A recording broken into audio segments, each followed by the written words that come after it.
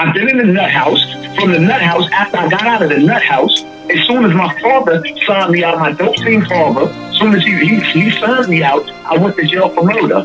Came out of jail, went back for 3 more, came back out, went to jail for murder again. Multiple homicides because of my childhood and what I went through, the pain of what. So I never tried to tell nobody anything about me being normal. Never did that, for one. For two, the situation that happened with dude at Walmart, the difference between his situation and my situation is I was raised by Africa Bambaataa. When I didn't have nothing and I was fucked up in the game, that man fed me when I was hungry.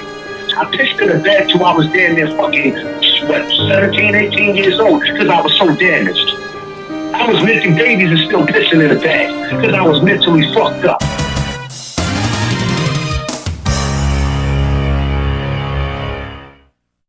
All I'm saying is, I don't know if it started off unconsensual, but I believe at some point in time, it became consensual. Even when you said Bambaataa took care of you as a kid, okay, even if that was the case, when he paid for that dog to go to the vet, you were not a kid. When you were in jail and he was sending you money, you were not a kid. Whatever else y'all did that you didn't say, but you was over the age of 25, 30, you were not a kid. Because I don't know if you heard yourself, but you just basically admitted that you're not mentally stable. And I don't know how that worked when you on YouTube giving people advice and you yourself know that you're not mentally stable.